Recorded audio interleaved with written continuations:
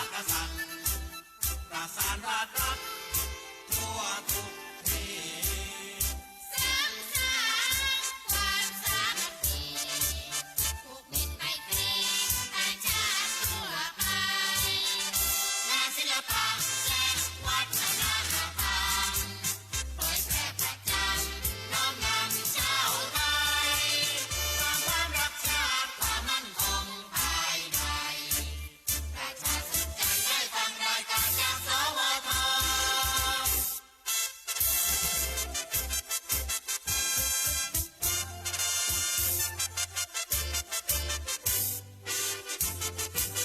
สถานีวิทยุกระจายเสียงแห่งประเทศไทยทำงานมั่นใจในด้านข่าวสารให้ความรู้ทั่วทุกด้านให้ความสำราญบันเทิงรื่นรมใจเผยแพร่ผลงานรัฐบาลด้วยราชการทั้งไกลและไกลสร้างสรรค์ระบอบประชาธิปไตยให้ชาวไทยเข้าใจอันดีชาติศาสนาพระมหากษัตริย์ประสานราชรัฐทั่วทุกที่สร้างสรรค์ความสามัคคีผูกมิตรไมตรีประชาติทั่วไปงานศิลปะและวัฒนธรรมเผยแพร่ประจำน้อมนำชาวไทยสร้างความรักชาติความมั่นคงภายในประชาสนใจได้ฟังรายการจากสวท อรุณสวัสดิ์ค่ะท่านผู้ฟังที่นี่สถานีวิทยุกระจายเสียงแห่งประเทศไทยจังหวัดลำปางสถานีเพื่อบริการข้อมูลข่าวสารหน่วยงานภาครัฐและท้องถิ่นที่เชื่อถือได้ถูกต้องรวดเร็วพร้อมพัฒนาคุณภาพชีวิตประชาชนชาวลำปางให้ดียิ่งขึ้นอย่างยั่งยืนทำการส่งกระจายเสียงในระบบ FM ความถี่ 97 เมกะเฮิรตซ์จากอาคารห้องส่งเลขที่ 420 ถนนพหลโยธินตำบลหัวเวียงอำเภอเมืองจังหวัดลำปางตั้งแต่เวลา 5 นาฬิกาถึง 24 นาฬิกาเป็นประจำทุกวันมีนางอัญชันสรลำเป็นผู้อำนวยการสถานีช่างเทคนิคประกอบด้วยนายประสานทิมทองนายแหลมเพชรนันตาแสงนายภูพิงพงศ์สิริแสนว่าที่ร้อยตรีอาทิตย์วรรณวารีและนายประยุทธ์พงศ์ดวงชมพูสำหรับผู้ประกาศประกอบด้วยนางกาญจนาอินทานายบรรหารสุยะนางอัชราพรปวงจันทร์และนางสาวชุติการเหล่าชัยค่ะวิทยุแห่งประเทศไทยให้ความรู้คู่ความสุข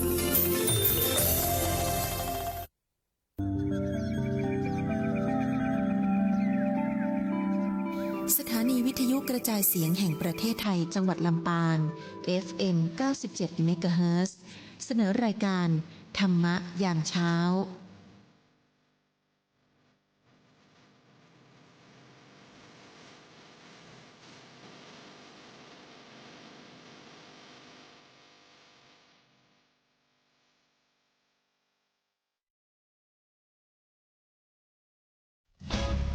อาณาติปาตาเวรมณีอธินาทานาเวรมณีกาเมมุสาสุราเม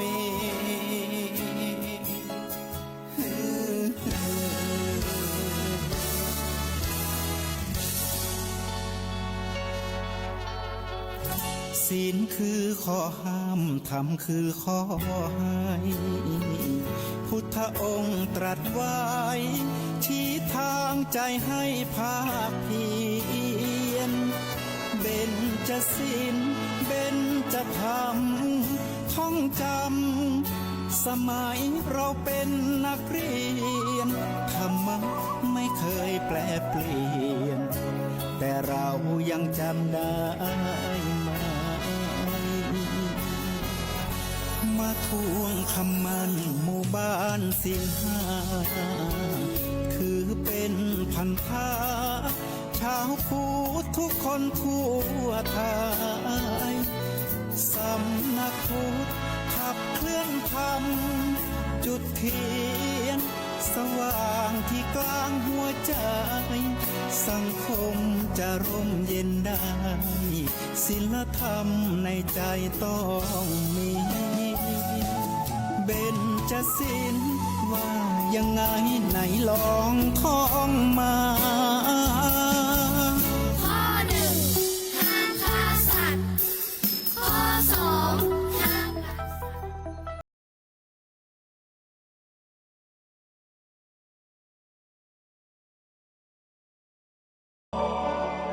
ย์ สถานีวิทยุกระจายเสียงแห่งประเทศไทยกรมประชาสัมพันธ์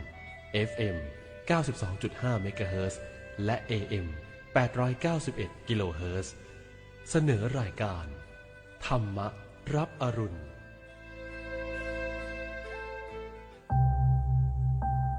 สถานีวิทยุกระจายเสียงแห่งประเทศไทยนำเสนอรายการธรรมรับอรุณโดยมูลนิธิปัญญาภาวนากับพระมหาไพบูลย์อาภีปุณโญในทุกวันพฤหัสเป็นช่วงกลางประสูตรที่เป็นกลางข้อมูลที่มีบทเปลี่ยนชนะและความหมายที่ลึกซึ้งงดงามน่าฟังตั้งแต่ต้นให้พ้นจนถึงที่สุดและจบลงอย่างสวยงามเป็นประสูตรเรื่องราวที่มาในพระไตรปิฎกที่เมื่อฟังแล้วจะมีการตกผลึกของความคิดเกิดเป็นความคล่องปากจำได้ขึ้นใจแทงตลอดด้วยปัญญาอย่างดีเป็นสัมมาทิฏฐิได้ในวันนี้ก็นำเสนอเครือข่ายแห่งพระสัพพัญญุตญาณอันประเสริฐหรือพรหมชาลสูตรเป็นเรื่องราวที่สุปิยปริภาชกกับพรหมทัตตมานพสองศิษย์อาจารย์ที่ต่างมีวาจาขัดแย้งกันโดยทางตรงกันข้ามจนเป็นเหตุให้พระพุทธเจ้าปรารภถึงศิษย์อาจารย์สองคนนี้แล้วก็กล่าวถึงปัญญาอันประเสริฐของพระองค์ที่เรามักจะได้ยินว่าปัญญาก็คือวิชาที่เป็นวิชา8หรือวิชา3ในพระสูตรพรหมชาลานี้ได้พูดถึงปัญญาที่ยิ่งขึ้นไปกว่านั้นอีกท่านผู้ฟังที่พูดถึงศีลสมาธิปัญญาคำว่าปัญญาเป็นหัวข้อในรายละเอียดของวิชา3บ้างวิชา8บ้างที่ละเอียดลงไปกว่านั้นคืออยู่ในเนื้อหานี้เป็นเรื่องราวที่มาในทีฆนิกายในตอนนี้เป็นตอนที่1ที่ได้ปรารภเรื่องราวที่ท่านได้แจกแจงถึงทิฏฐิความเห็น62อย่างในเอพิโซดนี้จะพูดถึงความเห็นปรารภในส่วนเรื่องที่เป็นอดีตแล้วก็ส่วนเรื่องที่เป็นอนาคตบางส่วนคำศัพท์ต่างๆที่อยู่ในพระสูตรนี้ท่านผู้ฟังอาจจะไม่ค่อยคุ้นเคยฟังแล้วอาจจะแบบยังไงก็อยากจะขอให้อดทนฟังไปซะก่อนให้ครบถึงเนื้อหาทั้งหมดและข้าพเจ้าเนี่ยจะมาทำความเข้าใจแจกแจงในช่วงอื่นๆของรายการต่อไปเดี๋ยวนี้เป็นตอนที่ของพรหมชาลสูตรมาด้วยการปรารภเรื่องของศีลและถึงปัญญาได้ก็เชิญรับฟังพระสูตรว่าด้วยข่ายแห่งพระสัพพัญญุตญาณอันประเสริฐทีฆนิกายศีลขันธวรรคเล่มที่9ข้อที่1ตอนสุปิยปริภาชกกับปรมทัตตมานพก็สมัยหนึ่งพระผู้มีพระภาคเสด็จทางไกลระหว่างกรุงราชคฤห์กับเมืองนาลันทาพร้อมด้วยภิกษุสงฆ์หมู่ใหญ่ประมาณ500รูปก็แม้สุปิยปริภาชกก็เดินทางไกลระหว่างกรุงราชคฤห์ กับเมืองนาลันทาพร้อมด้วยปรมาทัตตามานพผู้เป็นศิษย์เช่นเดียวกันทราบว่าในการเดินทางครั้งนั้นสุปิยปริภาชกกล่าวตีเตียนพระพุทธพระธรรมพระสงฆ์หลายอย่างส่วนพระมทัตตามานพผู้เป็นศิษย์ของเขากลับกล่าวยกย่องพระพุทธพระธรรมพระสงฆ์หลายอย่างอาจารย์กับศิษย์มีถ้อยคำขัดแย้งในลักษณะตรงข้ามกันอย่างนี้ขณะเดินตามหลังพระผู้มีพระภาคและภิกษุสงฆ์ไปต่อมาพระผู้มีพระภาคเสด็จเข้าประทับแรมณพระตำหนักหลวงในพระราชอุทยานอัมพลัตติกาพร้อมกับภิกษุสงฆ์แม้สุปิยปริภาชกก็เข้าพักแรมณพระตำหนักหลวงในพระราชอุทยานกับพระมทัตตมานพเช่นเดียวกันณที่นั้นสุปิยปริภาชกก็กล่าวติเตียนพระพุทธพระธรรมพระสงฆ์หลายอย่างส่วนพระมทัตตมานพผู้เป็นศิษย์ของเขากลับกล่าวยกย่องพระพุทธพระธรรมพระสงฆ์หลายอย่างอาจารย์กับศิษย์มีถ้อยคำขัดแย้งในลักษณะตรงข้ามกันอย่างนี้ก็ครั้นเวลาใกล้รุ่งภิกษุหลายรูปลุกขึ้นนั่งสนทนากันในหอนั่งด้วยคำว่าท่านผู้มีอายุน่าสัศจรรย์จริงไม่เคยปรากฏเลยพระผู้มีพระภาคผู้ทรงรู้ทรงเห็นเป็นพระอรหันตสัมมาสัมพุทธเจ้าพระองค์นั้นทรงทราบว่าสัตว์ที่มีอัตยาศัยต่างกันดังที่สุปิยปริภาชกผู้นี้กล่าวตีเตียนพระพุทธพระธรรมพระสงฆ์หลายอย่างส่วนพรหมทัตมานพผู้เป็นศิษย์ของเขากลับกล่าวยกย่องพระพุทธพระธรรมพระสงฆ์หลายอย่างอาจารย์กับศิษย์มีถ้อยคำขัดแย้งในลักษณะตรงข้ามขณะเดินตามหลังพระผู้มีพระภาคและภิกษุสงฆ์ไปก็ลำดับนั้นพระผู้มีพระภาคทรงทราบคำสนทนาของภิกษุเหล่านั้นจึงเสด็จไปที่หอนั่งประทับนั่งบนพุทธาสน์ที่ปูลาดไว้แล้วตรัสถามว่าภิกษุทั้งหลายเวลานี้พวกเธอนั่งสนทนากันด้วยเรื่องอะไรที่พวกเธอพูดค้างกันไว้เมื่อพระผู้มีพระภาคตรัสอย่างนี้แล้วภิกษุนั้นจึงกราบทูลว่าก็แต่พระองค์ผู้เจริญเมื่อพวกข้าพระองค์ลุกขึ้นในเวลาใกล้รุ่งได้สนทนากันในหอนั่งว่าท่านผู้มีอายุข้อนี้น่าอัศจรรย์จริงไม่เคยปรากฏเลยคือพระผู้มีพระภาคผู้ทรงรู้ทรงเห็นเป็นพระอรหันตสัมมาสัมพุทธเจ้าพระองค์นั้นทรงทราบว่าสัตว์มีอัตยาศัยต่างกันดังที่สุปิยปริภาชกผู้นี้กล่าวตีเตียนพระพุทธพระธรรมพระสงฆ์หลายอย่างส่วนพระมทัตตมานพผู้เป็นศิษย์ของเขากลับกล่าวยกย่องพระพุทธพระธรรมพระสงฆ์หลายอย่างอาจารย์กับศิษย์มีถ้อยคำขัดแย้งในลักษณะตรงกันข้ามขณะเดินตามหลังพระผู้มีพระภาคและภิกษุสงฆ์ไปเรื่องนี้แลที่พวกข้าพระองค์พูดค้างกันไว้ก็พอดีพระผู้มีพระภาคเสด็จมาถึงพระเจ้าข้าพระผู้มีพระภาคจึงได้ตรัสว่าภิกษุทั้งหลายถึงคนพวกอื่นจะพึงกล่าวตีเตียนเรากล่าวตีเตียนพระธรรมหรือกล่าวตีเตียนพระสงฆ์ก็ตามพวกเธอไม่ควรผูกอาฆาตแค้นเคืองขุ่นใจคนพวกนั้นถ้าพวกเธอโกรธเคืองหรือไม่พอใจพวกเขาพวกเธอก็จะประสบอันตรายเพราะความโกรธเคืองนั้นได้หนึ่ง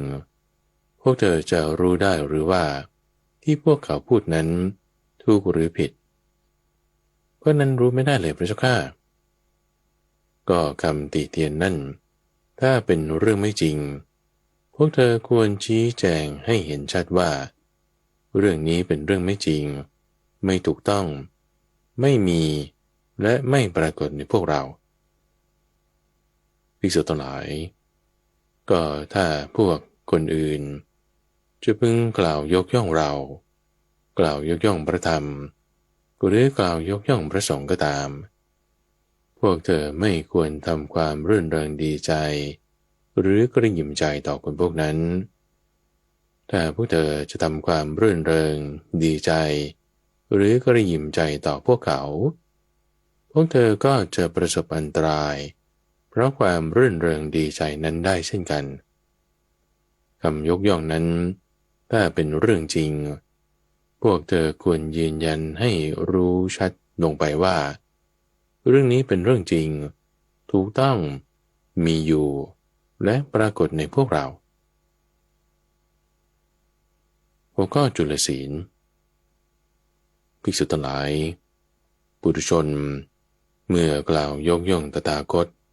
ก็พึงกล่าวด้วยเรื่องเล็กน้อยต่ำต้อยเพียงเรื่องระดับศีลเท่านั้นก็ปุถุชนเมื่อกล่าวยกย่องตถาคตจะพึงกล่าวว่าพระสมณโคดม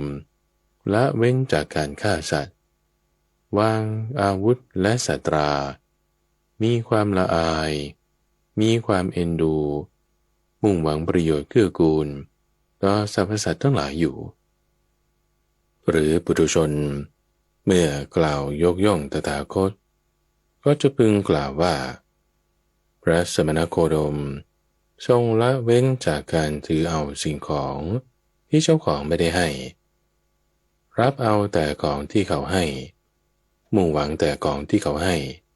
ไม่ทรงเป็นขโมยเป็นคนสะอาดอยู่ก็พระสมณโคดมทรงละพฤติกรรมอันเป็นข้าศึกต่อพรหมจรรย์ประพฤติพรหมจรรย์เว้นห่างไกลจากเมถุนธรรมอันเป็นของชาวบ้านก็พระสมณโคดมทรงละเว้นจากการพูดเท็จคือตรัสแต่คำสัตย์ดำรงความสัตย์มีถ้อยคำเป็นหลักเชื่อถือได้ไม่หลอกลวงชาวโลกก็พระสมณโคดมทรงละเว้นจากการกล่าวคำส่อเสียดคือฟังความจากฝ่ายนี้แล้วไม่ไปบอกฝ่ายโน้นเพื่อทำลายฝ่ายนี้หรือฟังความจากฝ่ายโน้นแล้วไม่มาบอกฝ่ายนี้เพื่อทำลายฝ่ายโน้นแต่จะสมานคนที่แตกกันส่งเสริมคนที่ปรองดองกันชื่นชมยินดีเพลิดเพลินต่อผู้ที่สามัคคีกันตรัสแต่ถ้อยคำที่สร้างสรรค์ความสามัคคีก็พระสมณโคดมทรงละเว้นจากคำหยาบคือตรัสแต่คำไม่มีโทษไพเราะ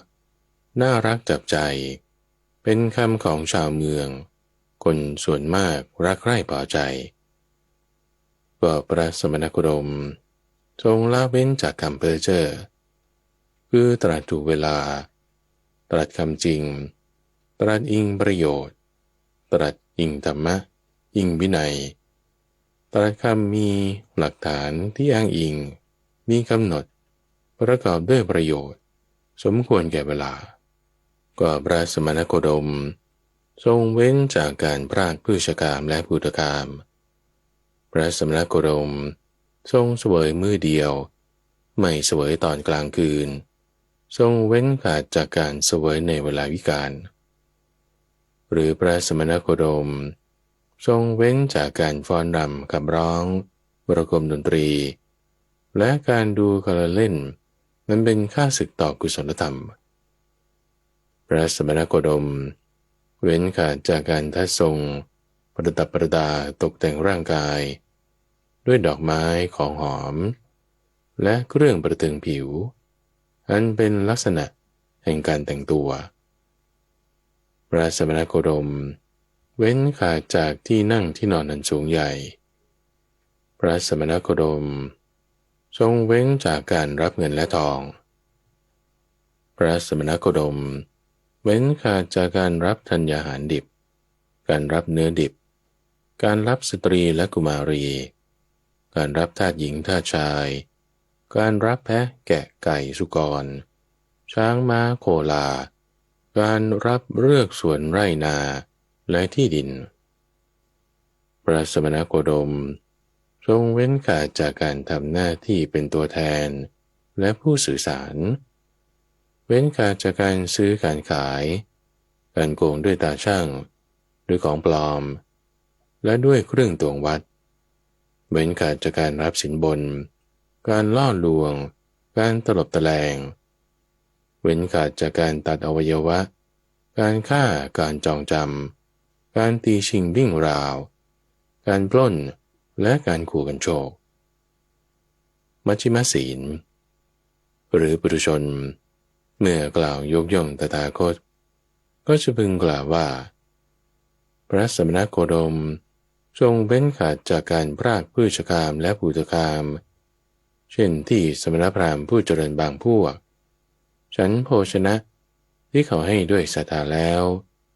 ยังพรากพืชกามและภูตกามเหล่านี้คือพืชที่เกิดจากเง่าพืชที่เกิดจากลำต้นเกิดจากตาเกิดจากยอดหรือเกิดจากเมล็ดกว่าพระสมณโคดมทรงเว้นขาดจากการบริโภคของที่สะสมไว้เช่นที่สมณะผู้เจริญบางพวกฉันโภชนาหารที่เขาให้ด้วยศรัทธาแล้วยังบริโภคของที่สะสมไว้เหล่านี้คือสะสมข้าวน้ำผ้ายานที่นอนเครื่องประเทิงผิวของหอมและอามิตรก็พระสมณโคดมทรงเว้นจากการดูกันละเล่นมันเป็นค่าศึกต่อกุศลเช่นที่สมณะผู้เจริญบางพวกฉันโภชนาหารที่เขาให้ด้วยศรัทธาแล้วยังขวนขวายดูกันละเล่นอันเป็นค่าศึกต่อกุศลอย่างนี้คือการฟ้อนการขับร้องการประกมดนตรีการรำการเล่านิทานการเล่นปรบมือการเล่นปลุกผีการเล่นตีกลองการสร้างฉากบ้านเมืองให้งดงามการละเล่นของคนจนทานการเล่นกระดานหกการละเล่นหน้าศพการแข่งชนช้างการแข่งชนม้าการแข่งชนกระบือการแข่งชนโคการแข่งชนแพะการแข่งชนแกะการแข่งชนไก่แข่งชนนกกระทาการรำกระบี่กระบองการชกมวยมวยปล้ำการรบการตรวจพลสวนสนามการจัดกระบวนทัพการจัดกองทัพก็พระสมณโคดมทรงเว้นขาดจากการขวนขวายในการเล่นการพนันอันเป็นเหตุแห่งความประมาทเช่นที่สมณพราหมณ์ผู้เจริญบางพวกฉันโภชนาหารที่เขาให้ด้วยศรัทธาแล้วยังขวนขวายในการเล่นการพนันอันเป็นเหตุแห่งความประมาทอย่างนี้คือการเล่นหมากรุกแถวละ8 ตาหรือ10 ตาการเล่นหมากเก็บเล่นดวดเล่นหมากไหวเล่นโยนบ่วงเล่นไม้หึงเล่นกำทายเล่นสกาเล่นเป่าใบไม้เล่นไถเล็กๆเล่นหุกเขมรเล่นกังหันเล่นตวงทรายเล่นรถเล็กๆเล่นธนูเล็กๆเล่นเขียนทายเล่นทายใจเล่นล้อเลียนคนพิการก็พระสมณโคดมทรงเว้นขาดจากที่นั่งที่นอนในสูงใหญ่เช่นที่สมณะหรือพราหมณ์ผู้เจริญบางพวกฉันโภชนะที่เขาให้ด้วยศรัทธาแล้วยังใช้ที่นอนสูงใหญ่อย่างนี้คือเตียงมีเท้าสูงเกินขนาดเตียงมีเท้าเป็นรูปสัตว์ร้ายพรมขนสัตว์เครื่องลาดขนแกะลายวิจิตรเครื่องลาดขนแกะสีขาว เครื่องราชมีลายรูปดอกไม้เครื่องราชยัดนุ่นเครื่องราชขนแกะวิจิตรด้วยรูปสัตว์ร้ายเช่นสีหและเสือเครื่องราชขนแกะมีขนสองด้านเครื่องราชขนแกะมีขนด้านเดียวเครื่องราชปักด้วยไหมประดับรัตนะเครื่องราชบนหลังช้างเครื่องราชบนหลังม้าเครื่องราชในรถเครื่องราชทำด้วยหนังเสือหนังชมดเครื่องราชมีเพดานเครื่องราชมีหมอนแดงสองข้างกว่าพระสมณโคดมทรงเว้นขาดจากการขวนขวายในการประดับตกแต่งร่างกายเช่นที่สมณพราหมณ์ผู้เจริญบางพวกฉันโภชนาหารที่เขาให้ด้วยศรัทธาแล้วยังขวนขวายในการประดับตกแต่งร่างกายอย่างนี้คืออบผิวนวดอาบน้ำหอมเผากายส่องกระจกแต้มตาทัดพวงดอกไม้ประทินผิวผัดหน้าทาปากประดับข้อมือสวมเกี้ยวใช้ไม้ถือใช้กลักยาใช้ดาบใช้พระขันใช้ร่มสวมรองเท้าวิจิตรติดกราบหน้าปักปิ่นใช้พัดและแส้ขนหางจามรี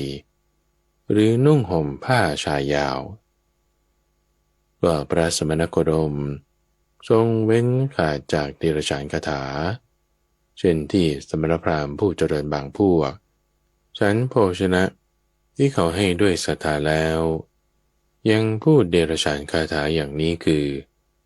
เรื่องพระราชาเรื่องโจรเรื่องมหาอมาตย์เรื่องกองทัพเรื่องภัยเรื่องการรบเรื่องข้าวเรื่องน้ำเรื่องผ้าเรื่องที่นอนเรื่องพวงดอกไม้เรื่องของหอมเรื่องญาติเรื่องยานเรื่องบ้านเรื่องนิคมเรื่องเมืองเรื่องชนบทเรื่องสตรีเรื่องบุรุษเรื่องคนกล้าเรื่องตรอกเรื่องท่าน้ำเรื่องคนที่ล่วงลับไปแล้วเรื่องเบตเตเล็ดเรื่องโลกเรื่องทะเลเรื่องความเจริญและเรื่องความเสื่อมก็พระสมณโคดมทรงเว้นขาดจากการพูดทุ่มเถียงแข่งแย่งกันเช่นที่สมณพราหมณ์ผู้เจริญบางพวกฉันโภชนะที่เขาให้ด้วยศรัทธาแล้วยังพูดทุ่มเถียงแข่งแย่งกันอย่างนี้คือท่านไม่รู้ทั่วถึงธรรมวินัยนี้แต่ผมรู้ทั่วถึงท่านจะรู้ทั่วถึงธรรมวินัยนี้ได้อย่างไรท่านปฏิบัติผิดแต่ผมปฏิบัติถูกคำพูดของผมมีประโยชน์แต่คำพูดของท่านไม่มีประโยชน์คำที่ควรพูดก่อนท่านกลับพูดภายหลังคำที่ควรพูดภายหลังแต่ท่านกลับพูดก่อนคำที่ท่านเคยชินได้แปลผันไปแล้วผมจับผิดคำพูดของท่านได้แล้วผมข่มท่านได้แล้วหรือถ้าท่านมีความสามารถก็จงหาทางแก้คำพูดหรือเปลื้องตนให้พ้นผิดเถิดว่าพระสมณโคดมจงเว้นขาดจากการทำหน้าที่เป็นตัวแทนและผู้สื่อสารเช่นที่สมณพราหมณ์ผู้เจริญบางพวกฉันโภชนาหารที่เขาให้ด้วยศรัทธาแล้วยังทำหน้าที่เป็นตัวแทนและสื่อสารอย่างนี้คือรับเป็นสื่อให้พระราชาราชมหาอมาตย์กษัตริย์พราหมณ์กฤบดีหรือกุมารว่าท่านจงไปที่นี้หรือที่โน้นจงนำเอาสิ่งนี้ไปจงนำสิ่งนี้มาจากที่โน้นและพระสมณโคดมทรงเว้นจากการพูดหลอกลวงและการพูดเลียบเคียงเช่นอย่างที่สมณพราหมณ์ผู้เจริญบางพวกฉันโภชนะที่เขาให้ด้วยศรัทธาแล้วยังพูดหลอกลวงเลียบเคียงหวานล้อมพูดและเล็มใช้ลาบต่อลาบหัวข้อมหาศีลก็บุรุชนเมื่อจะกล่าวยกย่องตถาคตก็จะพึงกล่าวว่า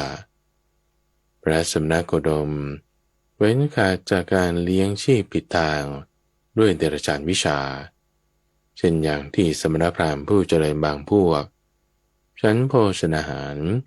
ที่เขาให้ด้วยศรัทธาแล้วยังเลี้ยงชีพผิดทางด้วยเดรัจฉานวิชาอย่างนี้คือทำนายอวัยวะทำนายตำหนิทำนายโชคลางทำนายฝันทำนายลักษณะทำนายหนูกัดผ้าทำพิธีบูชาไฟพิธีเบิกแว่นเวียนเทียน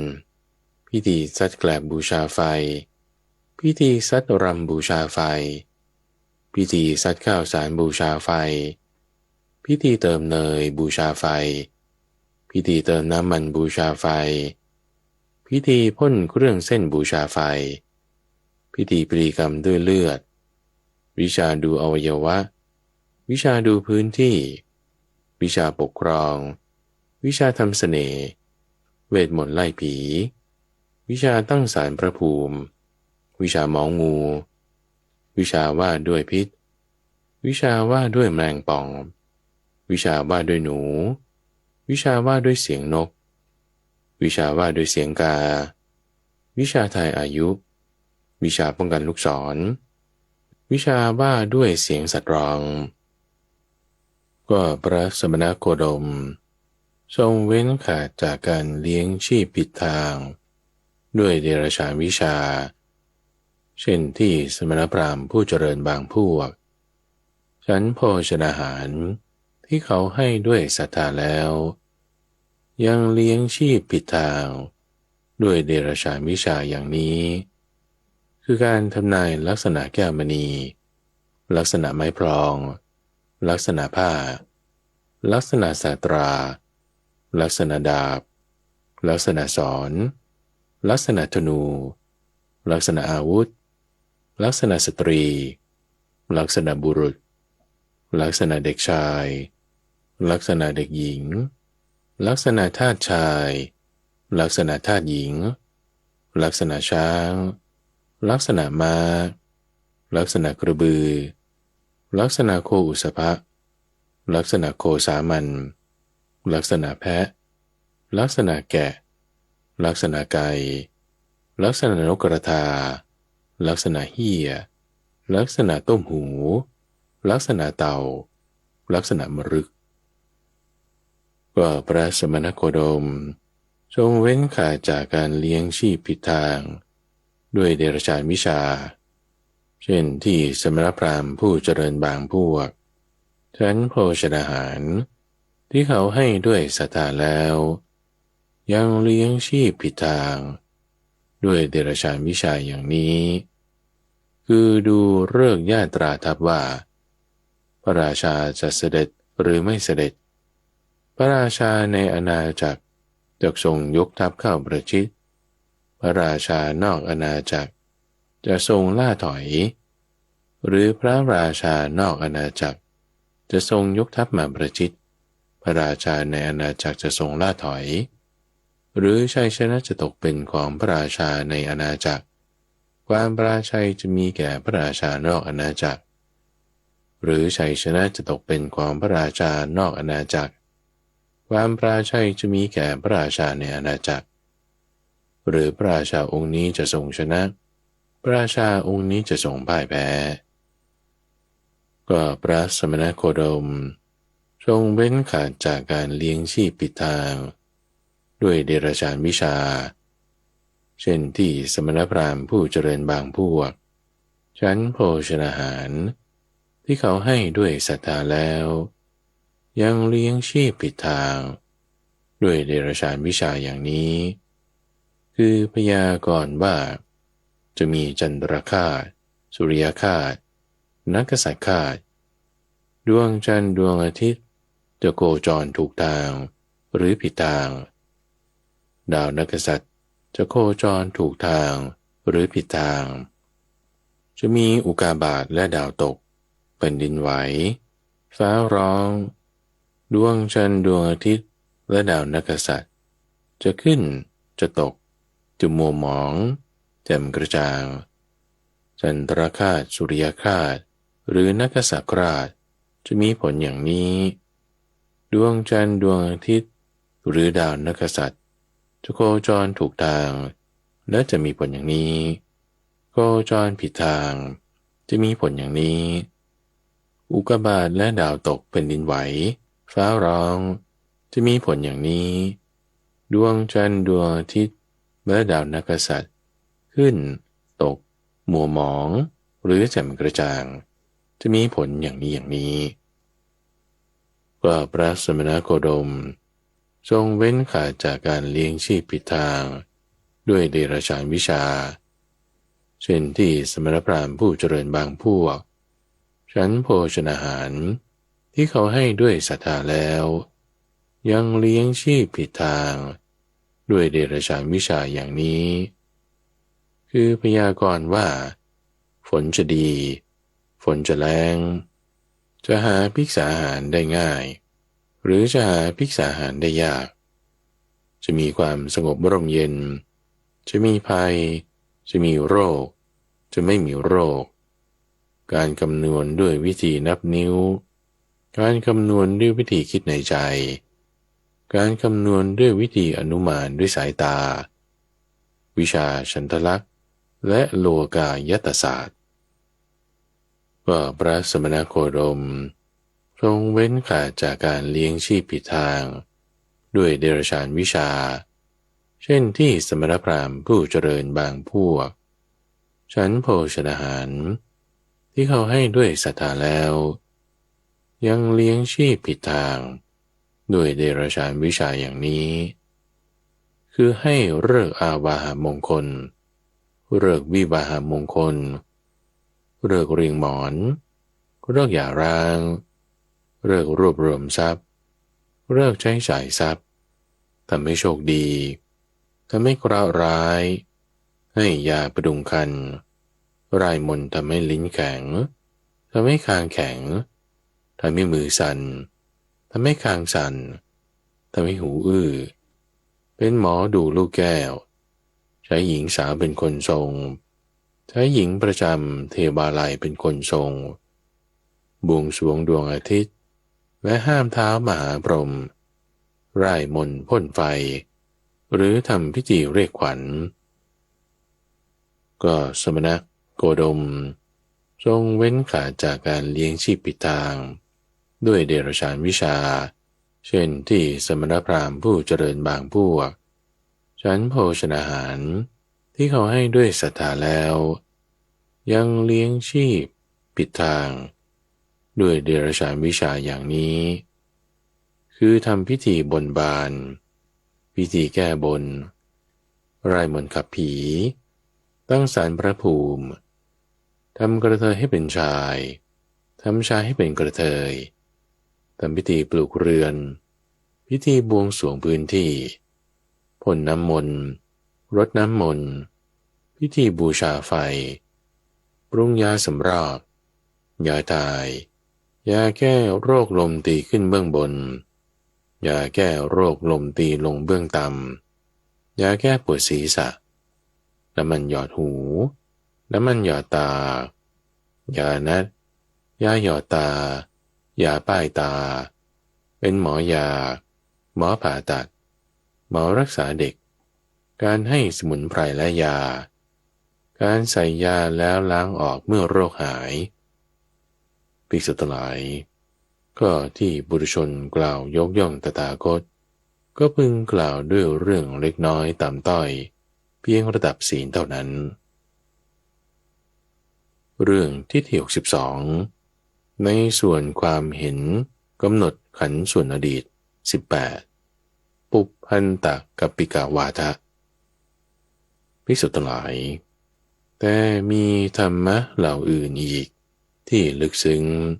เห็นได้ยากรู้ตามได้ยากสงบประณีตใช้เหตุผลคาดคะเนเอาไม่ได้ละเอียดรู้ได้เฉพาะบัณฑิตซึ่งตถาคตรู้แจ้งได้เองแล้วสั่งสอนผู้อื่นให้รู้แจ้งตามอันเป็นเหตุ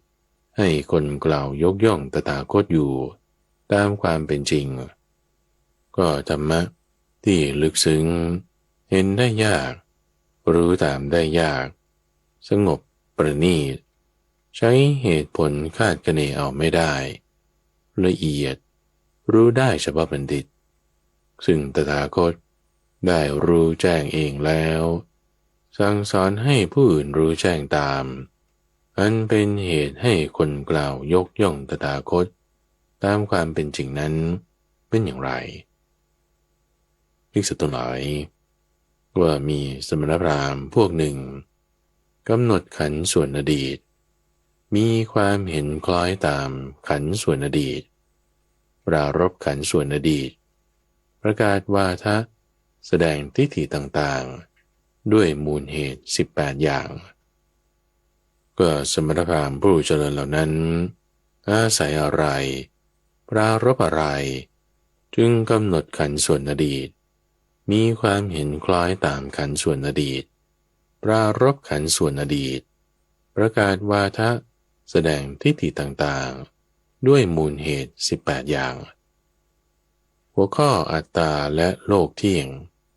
คือสัสสตวาทะ4อย่างภิกษุทั้งหลายก็มีสมณพราหมณ์พวกหนึ่งมีวาทะว่าเที่ยงบัญญัติอัตตาและโลกว่าเที่ยงด้วยมูลเหตุ4อย่างก็สมณพราหมณ์ผู้เจริญเหล่านั้นอาศัยอะไรปรารภอะไรจึงมีวาทะว่าเที่ยงบัญญัติอัตตาและโลกว่าเที่ยงด้วยมูลเหตุ4อย่างก็สมณะหรือพราหมณ์บางพวกในโลกนี้อาศัยความเพียรเครื่องเผากิเลสความเพียรที่ตั้งมั่นความหมั่นประกอบความไม่ประมาทและอาศัยการใช้ความคิดอย่างถูกวิธีและบรรลุเจโตสมาธิที่เป็นเหตุทำให้จิตตั้งมั่นบริสุทธิ์ผุดผ่องไม่มีกิเลสเพียงดังเนินปราศจากความเศร้าหมองระลึกชาติก่อนได้หลายชาติคือ1 ชาติบ้าง2 ชาติบ้าง3 ชาติ4 ชาติ5 ชาติบ้าง10 ชาติ20 30 40 50 ชาติบ้าง100 ชาติบ้าง1,000 ชาติบ้าง100,000 ชาติบ้างหลายร้อยชาติบ้างหลายพันชาติบ้างหลายแสนชาติบ้างว่าในภพโน้น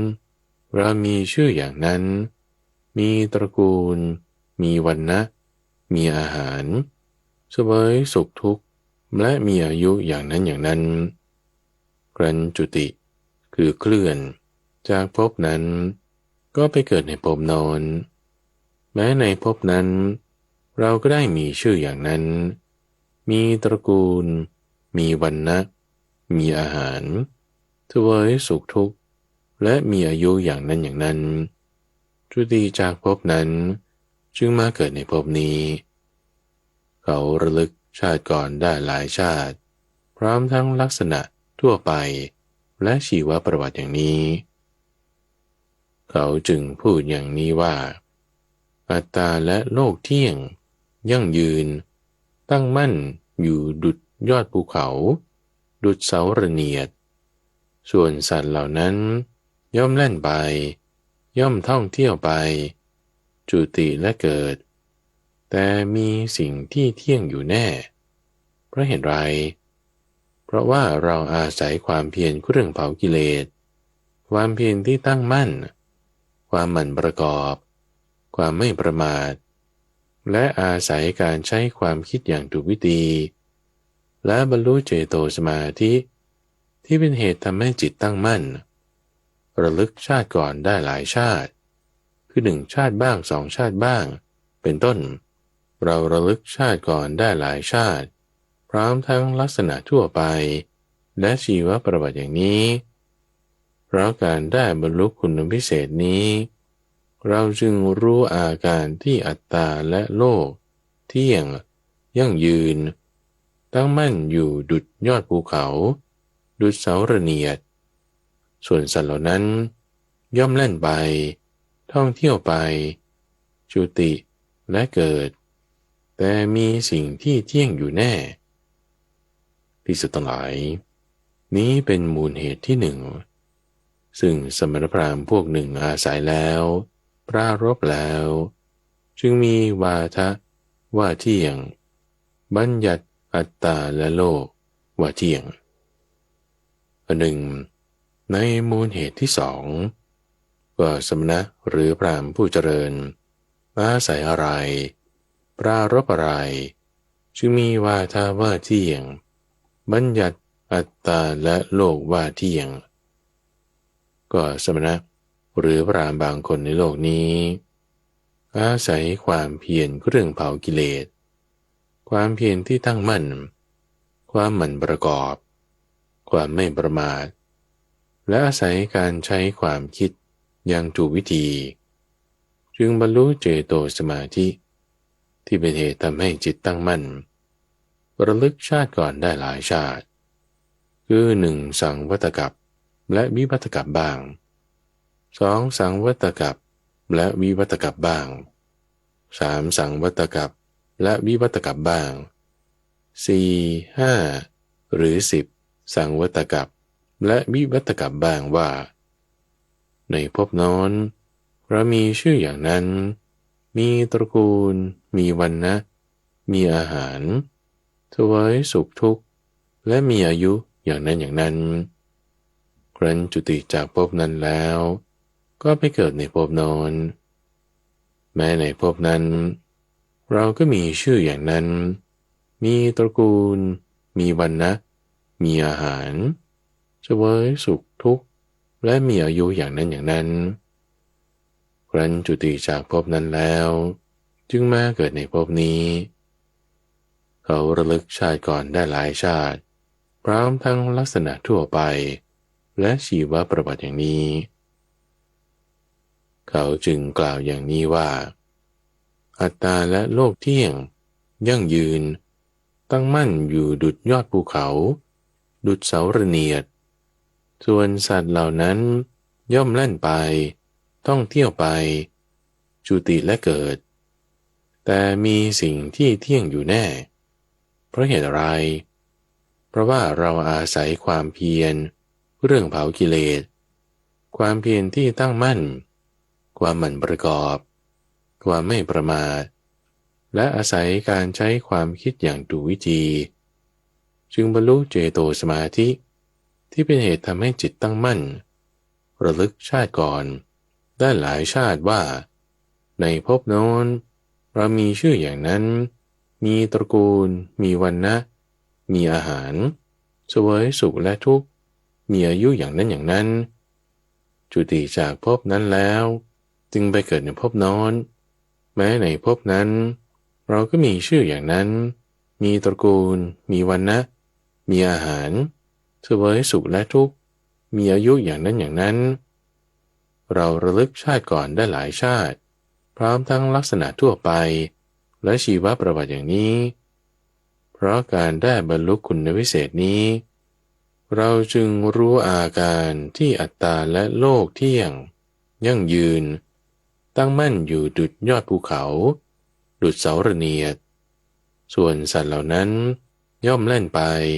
ท่องเที่ยวไปจุติและเกิดแต่มีสิ่งที่เที่ยงอยู่แน่ภิกษุทั้งหลาย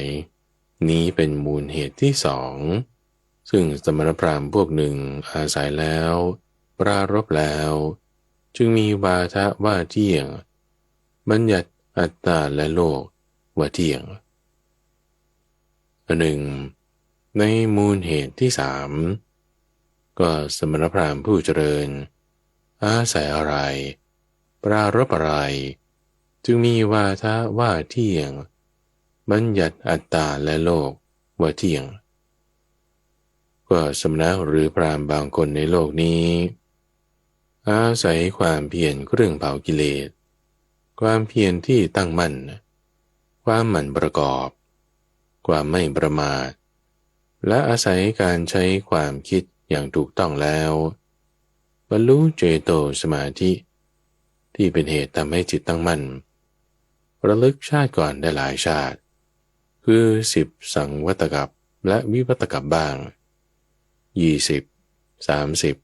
40สังวัตกัปและวิวัตกัปบ้างว่า ในภพโน้นมีตระกูลมีวรรณะมีอาหารเสวยสุขและทุกข์และมีอายุอย่างนั้นอย่างนั้นครั้นจุติจากภพนั้นก็ไปเกิดในภพโน้นแม้ในภพนั้นเราก็ได้มีชื่ออย่างนั้นมีตระกูลมีวรรณะมีอาหารเสวยสุขและทุกข์และมีอายุอย่างนั้นอย่างนั้นครั้นจุติจากภพนั้นแล้วจึงมาเกิดในภพนี้เขาระลึกชาติก่อนได้หลายชาติพร้อมทั้งลักษณะทั่วไปและชีวประวัติอย่างนี้เขาจึงพูดอย่างนี้ว่า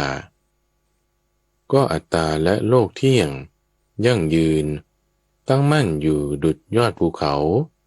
ดุจเสาระเนียดส่วนสัตว์เหล่านั้นย่อมแล่นไปท่องเที่ยวไปจุติและเกิดแต่มีสิ่งที่เที่ยงอยู่แน่ก็นั้นเพราะเหตุอะไรเพราะว่าเราอาศัยความเพียรเครื่องเผากิเลสความเพียรที่ตั้งมั่นความหมั่นประกอบความไม่ประมาทและอาศัยการใช้ความคิดอย่างถูกวิธีจึงบรรลุเจโตสมาธิที่เป็นเหตุทำให้จิตตั้งมั่นระลึกชาติก่อนได้หลายชาติคือ10 20 30ถึง40วัฏกัปบ้างเราระลึกถึงชาติก่อนได้หลายชาติพร้อมทั้งลักษณะทั่วไปและชีวประวัติอย่างนี้เพราะการได้บรรลุคุณวิเศษนี้เราจึงรู้อาการที่อัตตาและโลกเที่ยงยั่งยืนตั้งมั่นอยู่ดุจยอดภูเขาดุจเสาระเนียดส่วนสัตว์เหล่านั้นย่อมแล่นไปท่องเที่ยวไปจุติและเกิดแต่สิ่งที่เที่ยงมีอยู่แน่ภิกษุทั้งหลายนี้เป็นมูลเหตุที่3ซึ่งสมณพราหมณ์พวกหนึ่งอาศัยแล้วปรารภแล้วจึงมีวาทะว่าเที่ยงบัญญัติอัตตาและโลกว่าเที่ยงอันหนึ่งในมูลเหตุที่4สมณพราหมณ์ผู้เจริญอาศัยอะไรปรารภอะไรที่มีวาทะว่าเที่ยงบัญญัติอัตตาและโลกว่าเที่ยงก็สมณะหรือพราหมณ์บางคนในโลกนี้เป็นนักตรรกะเป็นนักอภิปรัชญาแสดงทัศนะของตนตามหลักเหตุผลและการคาดคะเนความจริงอย่างนี้ว่าอัตตาและโลกเที่ยงยั่งยืนตั้งมั่นอยู่ดุจยอดภูเขาดุจเสาระเนียดส่วนสัตว์เหล่านั้นย่อมแล่นไปท่องเที่ยวไปจุติและเกิดแต่สิ่งที่เที่ยงมีอยู่แน่ภิกษุหลายนี้เป็นมูลเหตุที่4ซึ่งสมณะหรือพราหมณ์พวกหนึ่งอาศัยแล้วปรารภแล้ว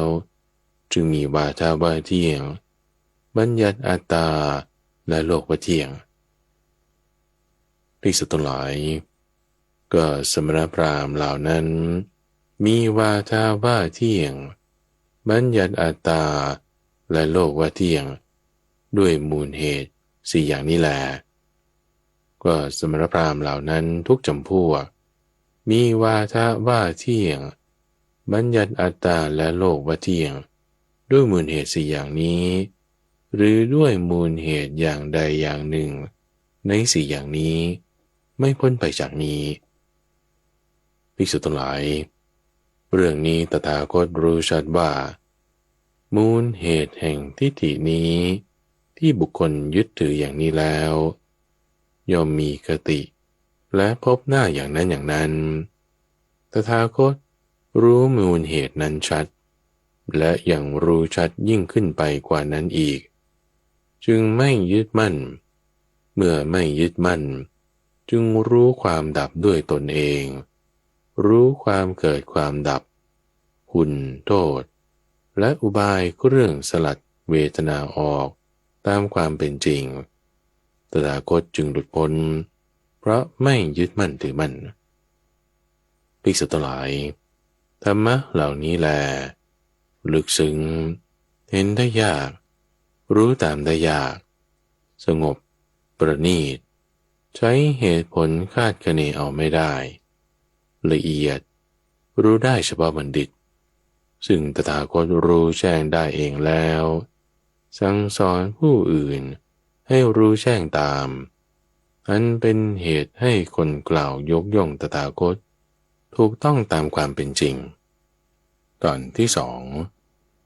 ว่าด้วยทิฏฐิ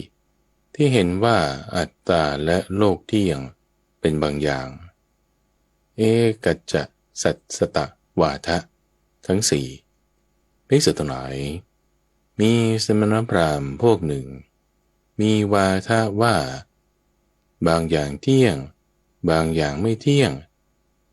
จึงบัญญัติอัตตาและโลกว่าบางอย่างเที่ยงบางอย่างไม่เที่ยงด้วยมูลเหตุสี่อย่างก็สมณพราหมณ์ผู้เจริญเหล่านั้นอาศัยอะไรปรารภอะไรจึงมีวาทะว่าบางอย่างเที่ยงบางอย่างไม่เที่ยงบัญญัติอัตตาและโลกว่าบางอย่างเที่ยงบางอย่างไม่เที่ยงภิกษุทั้งหลายก็สมัยหนึ่งเมื่อล่วงไปนานๆโลกนี้พินาศเมื่อโลกกำลังพินาศเราสัตว์ส่วนมากไปเกิดที่อาภัสรพรหมโลกนึกคิดอะไรก็สำเร็จได้ตามปรารถนามีปีติเป็นอาหารมีรัศมีซ่านออกจากร่างกายเที่ยวสัญจรไปในอากาศอยู่ในวิมานอันงดงามสถิตอยู่นานแสนนานก็สมัยหนึ่งเมื่อล่วงไปนานๆโลกนี้กลับฟื้นขึ้นเมื่อโลกกำลังฟื้นขึ้นวิมานของพรหมปรากฏว่าว่างเปล่าเวลานั้นสัตว์ผู้จุติคือเกลื่อนจากชั้นอาภัสรพรหมโลกเพราะสิ้นอายุหรือสิ้นบุญย่อมเกิดที่วิมานพรหมอันว่างเปล่านึกคิดอะไรก็สำเร็จได้ตามปรารถนามีปีติเป็นอาหารมีรัศมีซ่านออกจากร่างกายเที่ยวสัญจรไปในอากาศอยู่ในวิมานอันงดงามสถิตอยู่นานแสนนานก็พระสัตว์ผู้นั้นอยู่ในวิมานแต่ผู้เดียวเป็นเวลานานจึงเกิดเบื่อหน่ายว่าโอ้หนอแม้สัตว์เหล่าอื่นพึงมาเป็นอย่างนี้บ้างต่อมาสัตว์เหล่าอื่นก็จุติจากชั้นอาภัสรพรหมโลกเพราะสิ้นอายุหรือสิ้นบุญย่อมเกิดที่วิมานพรหมเป็นผู้อยู่ร่วมกับสัตว์นั้นแม้สัตว์พวกนั้นนึกคิดอะไรก็สำเร็จได้ตามปรารถนามีปีติเป็นอาหารมีรัศมีซ่านออกจากร่างกายเที่ยวสัญจรไปในอากาศอยู่ในวิมานอันงดงามสถิตอยู่นานแสนนานภิกษุทั้งหลายก็บรรดาสัตว์พวกนั้นผู้เกิดก่อนจึงมีความคิดอย่างนี้ว่าเราเป็นพรหมเป็นเท้ามหาพรหมผู้ยิ่งใหญ่ไม่มีใครข่มเหงได้เห็นถ่องแท้เป็นผู้กุมอำนาจเป็นอิสระเป็นผู้สร้างผู้บันดาลผู้ประเสริฐผู้บงการผู้ทรงอำนาจเป็นบิดาของสัตว์ผู้เกิดมาแล้วและกำลังจะเกิดเราบันดาลสัตว์เหล่านี้ขึ้นมาก็นั้นเพราะเหตุไรเพราะว่าเรามีความคิดมาก่อนว่าโอ้หนอแม้สัตว์เหล่าอื่นพึงมาเป็นอย่างนี้บ้างเรามีความตั้งใจอย่างนี้และสัตว์เหล่านี้ก็ได้มาเป็นแล้วอย่างนี้แม้พวกสัตว์ที่เกิดภายหลังก็มีความคิดอย่างนี้ว่าท่านผู้เจริญนี้เป็นพระพรหมเป็นเท้ามหาพรหมผู้ยิ่งใหญ่ไม่มีใครข่มเหงได้เห็นถ่องแท้เป็นผู้กุมอำนาจเป็นอิสระเป็นผู้สร้างผู้บันดาลผู้ประเสริฐ ผู้บงการผู้ทรงอำนาจเป็นบิดาของสัตว์ผู้เกิดมาแล้วและกำลังจะเกิดพระพรหมผู้เจริญบันดาลพวกเราขึ้นมาเพราะเหตุไรเพราะว่าพวกเราได้เห็นพระพรหมองค์นี้เกิดในที่นี้ก่อนส่วนพวกเราเกิดมาภายหลังภิกษุทั้งหลายก็บรรดาสัตว์พวกนั้นพวกที่เกิดก่อนมีอายุยืนมีผิวพรรณงดงามและมีศักดิ์มากกว่าส่วนผู้เกิดภายหลังมีอายุสั้นผิวพรรณทรามและมีศักดิ์น้อยกว่าภิกษุทั้งหลายก็ข้อที่สัตว์ผู้จุติคือเคลื่อนจากชั้นนั้นแล้วมาเป็นอย่างนี้เป็นเรื่องที่เป็นไปได้คือเมื่อเขามาเป็นอย่างนี้แล้วออกจากเรือนไปบวชเป็นบรรพชิตเมื่อบวชแล้วอาศัยความเพียรเครื่องเผากิเลสอาศัยความเพียรที่ตั้งมั่นความหมั่นประกอบความไม่ประมาทและอาศัยการใช้ความคิดอย่างถูกวิธีแล้วจึงบรรลุเจโตสมาธิที่เป็นเหตุทำจิตให้ตั้งมั่นระลึกถึงชาติก่อนนั้นได้ถ้าจากนั้นไประลึกไม่ได้เขาจึงพูดอย่างนี้ว่าท่านผู้เป็นพระพรหมผู้เจริญเป็นเท้ามหาพรหมผู้ยิ่งใหญ่ไม่มีใครข่มเหงได้เห็นถ่องแท้เป็นผู้กุมอำนาจเป็นอิสระเป็นผู้สร้างผู้บันดาลผู้ประเสริฐเป็นผู้บงการผู้ทรงอำนาจเป็นบิดาของสัตว์ผู้เกิดแล้วและกำลังจะเกิดพระพรหมผู้เจริญบรรดาลพวกเราขึ้นมาท่านเป็นผู้เที่ยงแท้ยั่งยืนคงทนไม่ผันแปรจักดำรงอยู่อย่างเที่ยงแท้ไปเช่นนั้นทีเดียวส่วนพวกเราที่พระพรหมผู้เจริญนั้นบันดาลขึ้นมากลับเป็นผู้ไม่เที่ยงแท้ไม่ยั่งยืนอายุสั้นต้องจุติมาเป็นอย่างนี้ภิกษุทั้งหลายนี้เป็นมูลเหตุที่หนึ่งซึ่งสมณพราหมณ์พวกหนึ่งอาศัยแล้วปรารภแล้วจึงมีวาทาว่าบางอย่างเที่ยงบางอย่างไม่เที่ยงบัญญัติอัตตาและโลกว่าบางอย่างเที่ยงบางอย่างไม่เที่ยงภิกษุทั้งหลายหนึ่งในมูลเหตุที่สองสมณพราหมณ์ผู้เจริญอาศัยอะไรปรารภอะไรจึงมีวาทาว่าบางอย่างเที่ยงบางอย่างไม่เที่ยง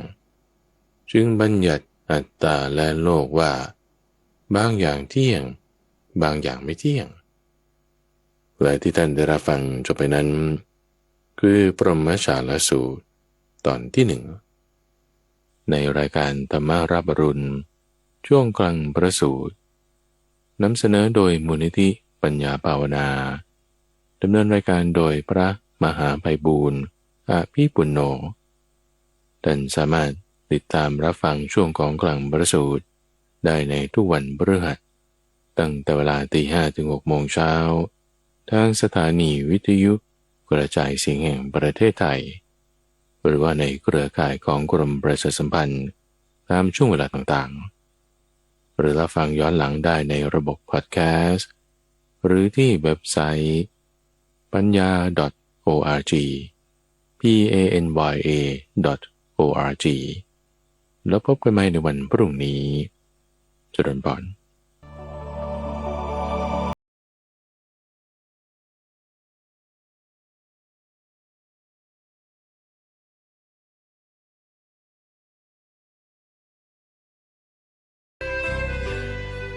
ติดตามรับฟังรายการ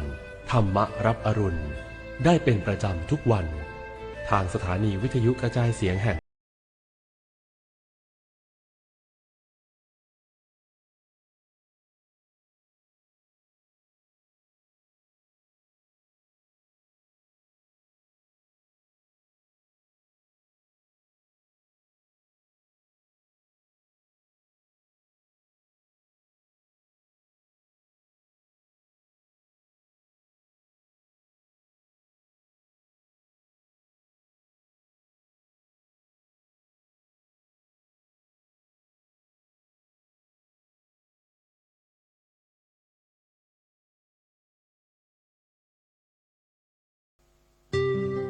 ขอบคุณ ขอโทษ ขอบคุณ ขอโทษ ขอบคุณ ขอโทษคำที่ต้องจำให้ขึ้นใจ ท่องไว้ให้ติดปาก สร้างไมตรีมีน้ำใจให้แก่กันด้วยคำพูดดีๆนะคะ